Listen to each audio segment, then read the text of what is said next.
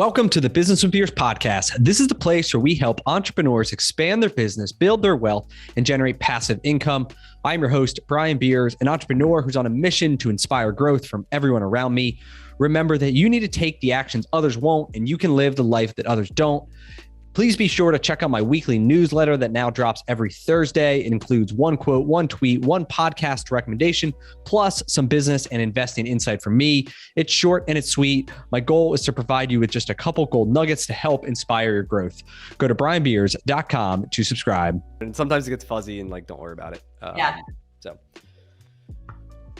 hello everyone. I'm excited today to bring you Melanie Richards. Melanie is the founder and CEO of goGLOW, which is an emerging franchise in the skincare industry. Welcome to the show, Melanie. Thanks for having me. I'm excited to be here. Awesome. So to start, let's dive into your background, kind of like what'd you do before, and then how'd you start goGLOW? Yeah, I spent 12 years in probation and parole, specializing in domestic violence. And towards the end of my career, I was just kind of getting a little bit burnt out. And I went to the Aveda Institute for Osteology, which is a study of skin, and did the licensing there. And at the end of it, kind of graduating and looking for a spray tan. And around that time, it was 2011, and there really wasn't much on the market as far as for somebody who's very pale like myself. And so I started looking around, and I bought a machine, basically maxed out my credit card at the time, bought a machine just simply because I wanted it done and at a better price point, kind of how you're just looking for making things better and for yourself, and caught on with my friends and family. And then all of a sudden it just sort of a light bulb went off that I was like, well, this could maybe be a side hustle. So after work, I would load up my SUV and pop up a tent in people's homes and do mobile spray tans. Okay, awesome. Yeah, that's what my wife gets. This lady comes to her house and pops up the tent and in and out in 15 minutes or whatever it is. And okay, so awesome. So that's the kind of the foundation of the business. And then what has it started to involve today to turn that into a franchise? Yeah, I mean, it's gone pretty wild. Since 2011, I started with the mobile, and we got up to 4 vehicles in the Minneapolis-St. Paul metro area. And then, you get traffic, you get construction, blizzards, all that. And the demand was way too high. So around that time, Sola Salons was coming out, and there was a lot really heavy in, hairstylists and that sort of thing. But at the same time, I looked at it at the model, and I was like, if I'm popping up a tent to people's homes, why can't I just, why wouldn't I be able to do one of these rooms? So I did. I rented out the 150 square foot room and put in an overspray booth, and we were just rocking and rolling. Like it was packed. And Sola Salon was just like, hey, the hallways are filling up here. And so there's obviously a need for this service. And so I built my first storefront about a year later. I opened it with 3 rooms, and within that year, doubled it to 6 rooms. And then started looking at the process and the solutions I was using. It's the solutions that are generally on the market. And I really wanted to make, obviously, things better. So I started working with a chemist. And so I developed my own solution, my own product line that goes with the solution. So proprietary products and skincare, as well as the machine that I was using. I knew that could be better for overspray, right? Because we can't be breathing in anything like this. And it's so I looked at developing my own equipment. So now I have my own equipment. And then opened up, I was thinking, I wasn't sure if I was going to franchise ever, but I just kind of wanted to test the model. So I opened up a location in River North in Chicago.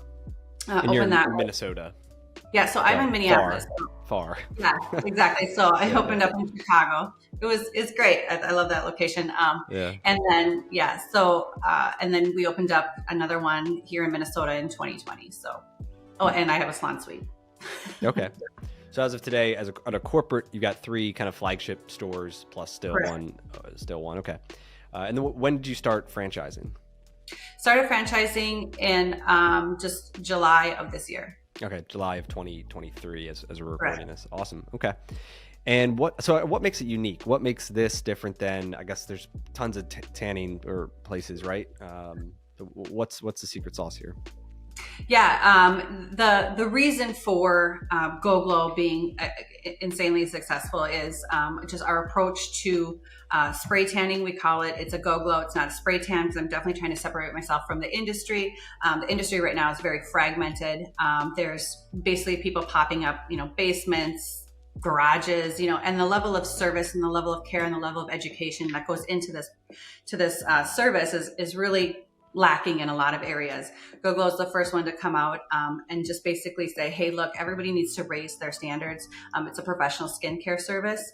And when you walk into one of our salons, you'll see that they're white, they're bright, they're very similar to how Drybar took that single service, became experts at it, right? Wrapped a hair care line around it.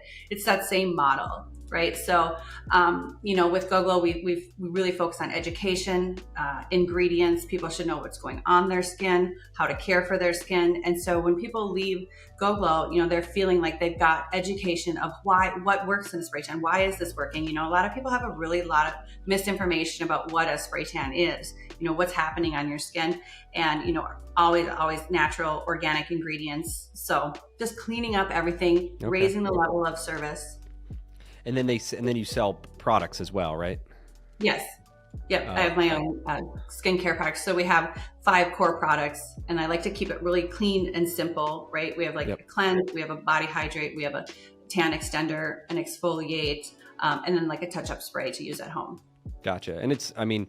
And you got a really item 19, so the financial stuff that we can kind of get into later. But it looks like the product is a pretty big part of at least your current corporate location's revenue. It's like 25, 30%, right? Yeah, which is absolutely incredible. And that's what I say. With the goGLOW, you're getting a spray tan service business, but you're also getting a skincare business. And with 30% of our sales being of our skincare, so when somebody comes in, the average sale is about $70 because they're leaving with a product. Yep. And then the cost of goods is really low because you got a lot of it is, this low cost solution, right? It's a service that they're paying for. And the margins are crazy on this. So. And that comes with me being able to manufacture my own product. Yeah, because then you're probably passing it at a good price to franchisees and then they can grow, and that's awesome. So let's talk about the launch model for a second. So I think this is kind of really unique in your model, and it seems to be kind of this trend, which is de-risking the startup cost. So I guess what would be the traditional way that someone would launch a tanning salon or any kind of salon? Traditionally you're doing a huge build out, right? And that those build outs right now, everything is just a little bit more difficult to find the retail space. Our footprint is anywhere from 1,200 to about 1,500, so we're able to get in a lot quicker.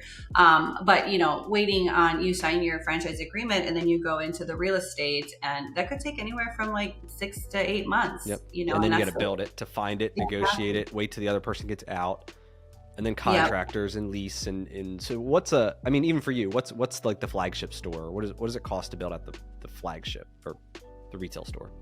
Yep.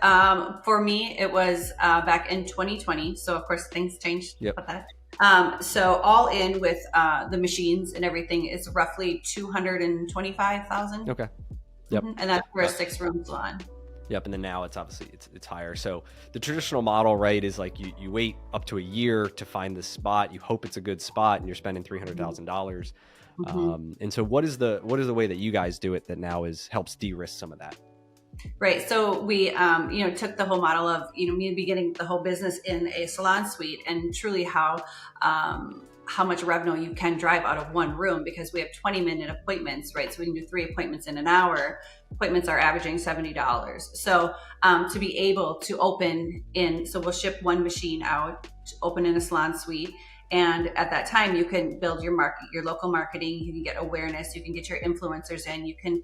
What's really great about being in a salon suite is that you have all those professionals around you. That are, number one, people get so excited about goGLOW because there's so much angst in spray tanning right now. People getting really bad spray tans everywhere, and so goGLOW offers just stability and the Donald Trump snow tan or spray tan. He's got the raccoon eyes and it's orange. So much bad is going on with spray tanning that and the thing of it is, it's a couple $1 billion industry of self tanning, and people are doing this everywhere, right? So, anyways, back to my original. So salon suite, yes, you can, build your memberships, you get, the community awareness, and we want to make sure that first LOI is signed so we know where exactly you're going to have your storefront. Yep. And then your salon suite will be very close to that.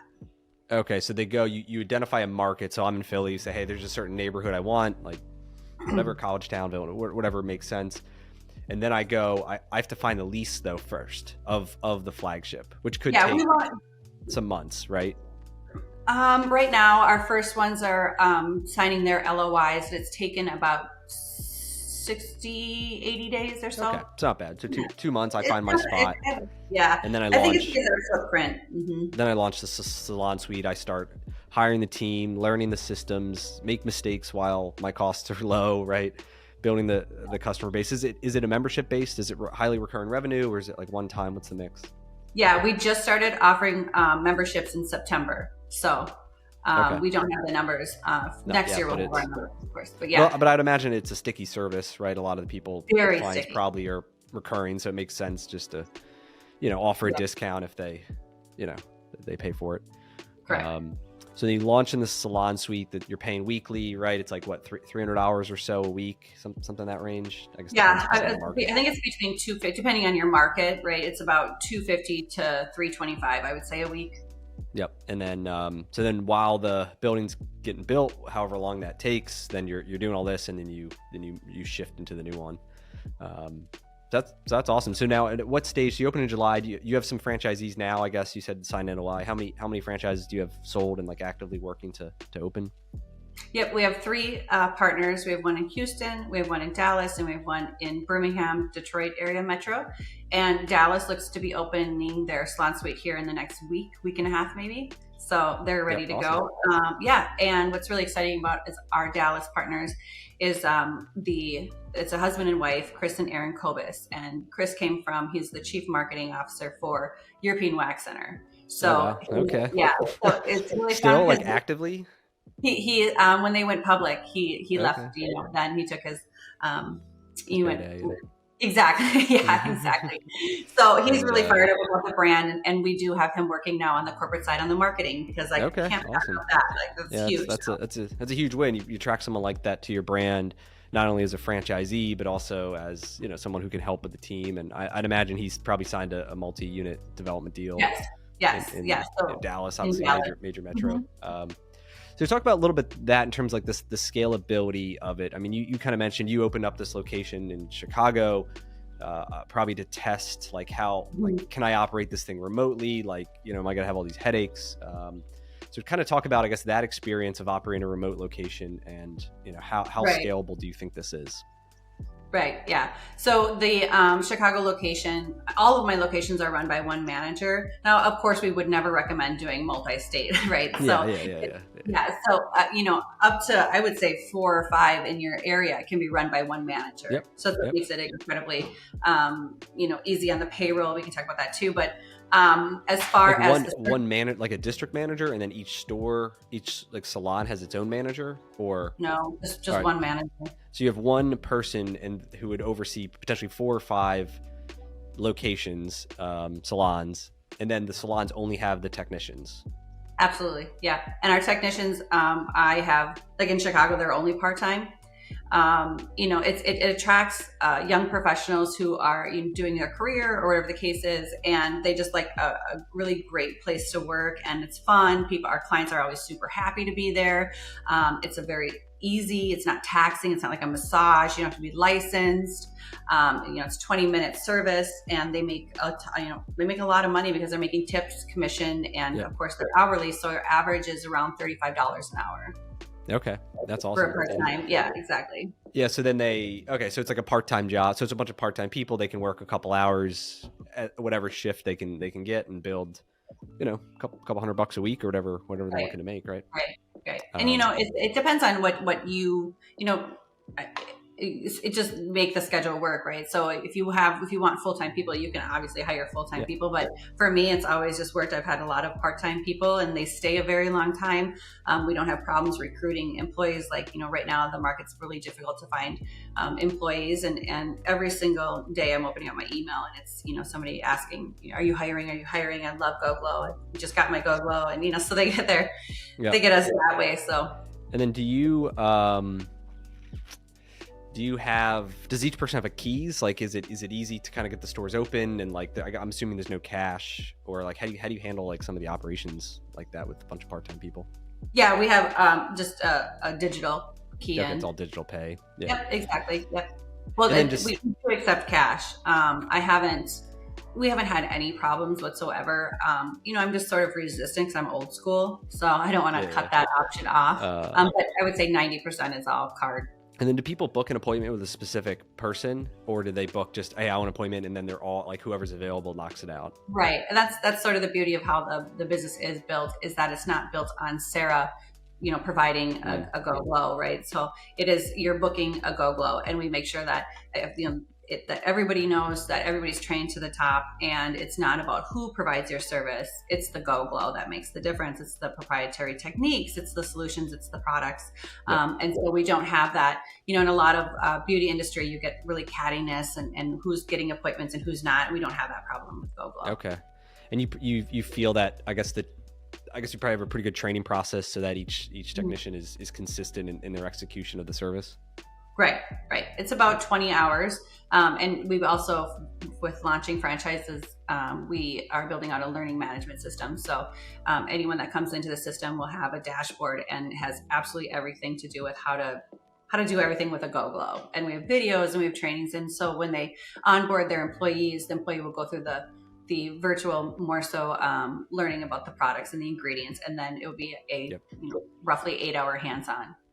Awesome. Yeah. And from my understanding, what you kind of have in the FDD, on an hourly basis, they're what, $13 or so an hour is what they're costing the owners, right? And then they're making another $18 an hour or whatever in tips, right? So it's a lower cost for you, and then obviously they're still making a good amount of money, and everybody's winning, right?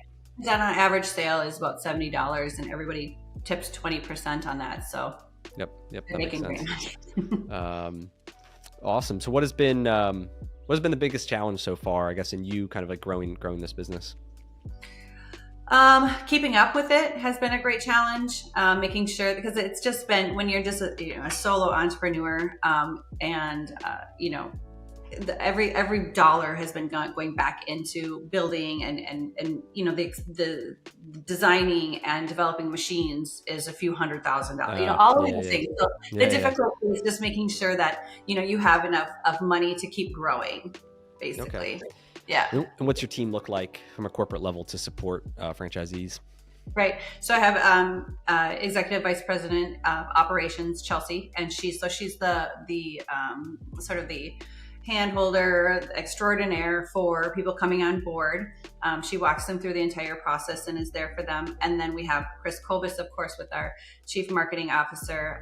We have Front Street with Equity Partners. They are strategic advisors. So they are also supporting us in all of our franchisees and making sure that, the guardrails are up and we've got, them ready for success. And then I have managers, of course, that are handling my stores, also training new franchisees as they come in. We have a training department. And so let's go back to the startup a little bit.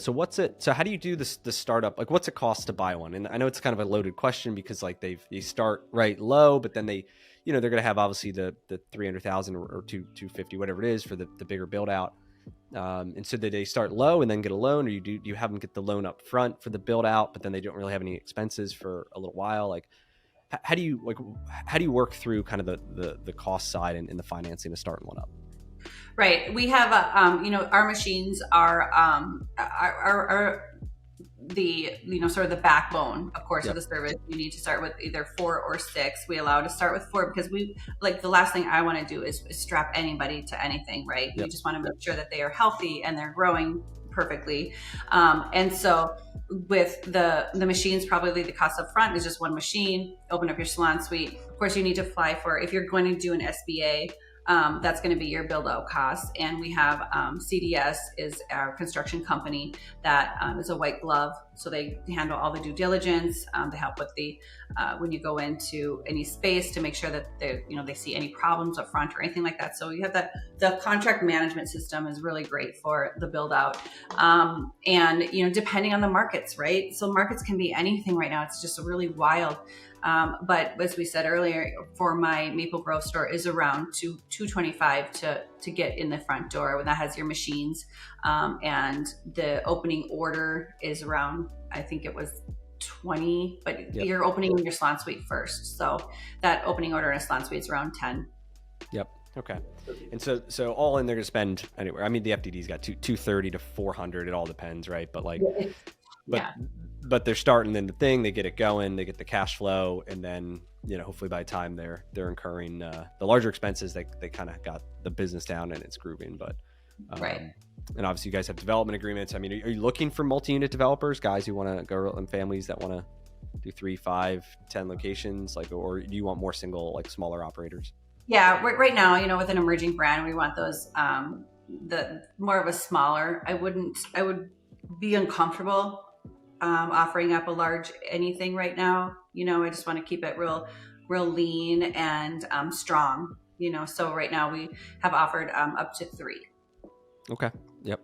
And then what are I don't know, what's like the ideal franchisee in your mind? Is it primarily females? Is it males? Is it husband and wife? Is it like younger, older? Like what are you starting to see in terms of interest of the type of people? Yeah, we definitely want that female perspective, because this is 90% of our clientele is female. Yep. And they I wouldn't at this point have anybody who's just a single male, unless they were coming in with a general manager that they already know that they're hiring, that we can train, and that's who's going to be in the store.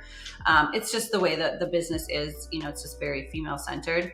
So when we have a couple come in, we want to make sure that the wife is involved and can offer her input, and, you know, it's a female focused business. So.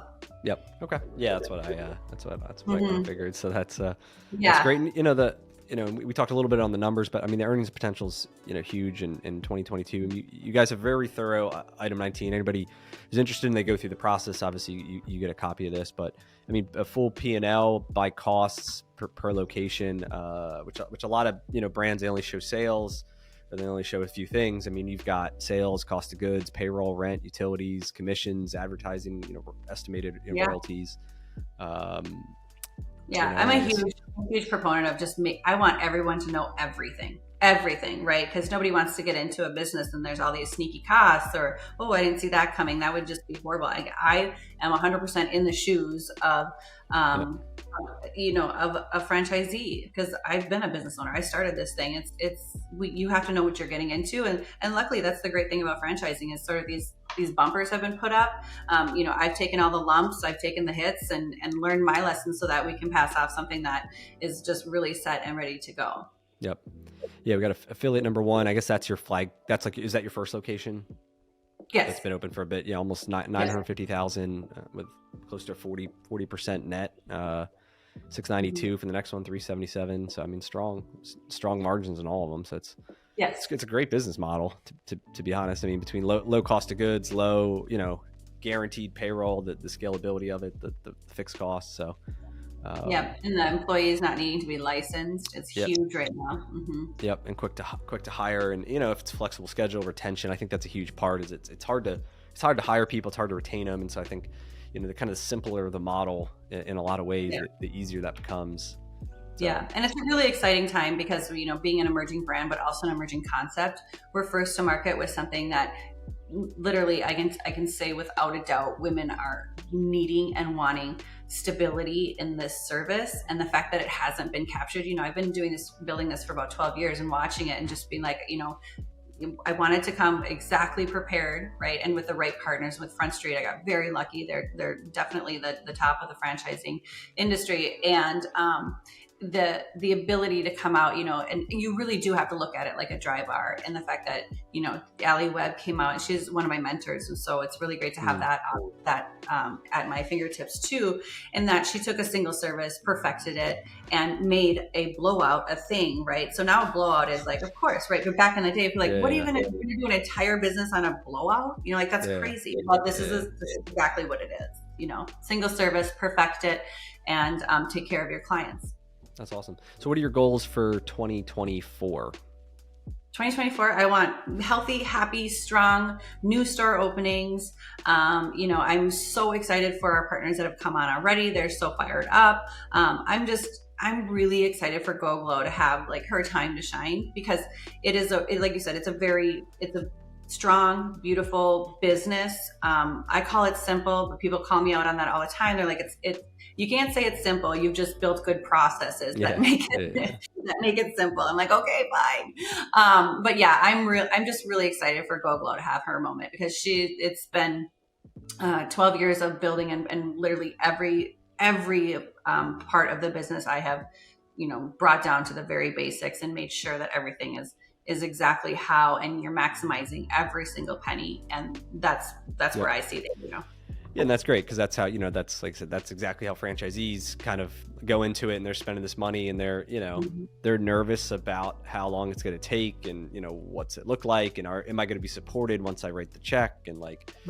you hear, there's 3,000 franchises, right? There's a huge spectrum of support and partnership, and the best ones feel like they're partners, and you're someone you can bounce ideas off of, who you will learn from, right? It's because they're gonna be innovative, and then the best practices that you guys figure out, right, are coming down the pipeline too. And I think having those open, transparent, like, relationships, and people, especially in a newer brand, I talk about this a lot, but like, what they're really buying into is you and like your leadership team, and they have to believe that, like, you are, like Melanie, are going to be a great partner for them, and then obviously the support team that you have and everything else, and and I think the strengths of my background is just that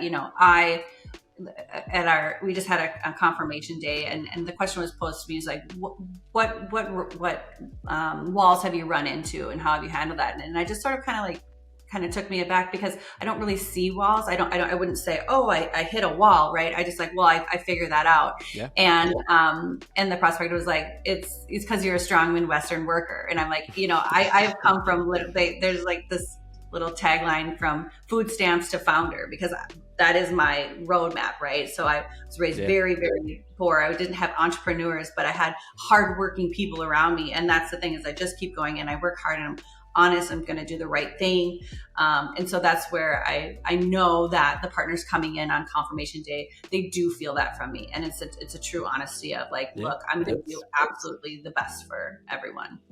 Yeah, that's what you look for in any leader, and the franchise owners are going to do the same thing.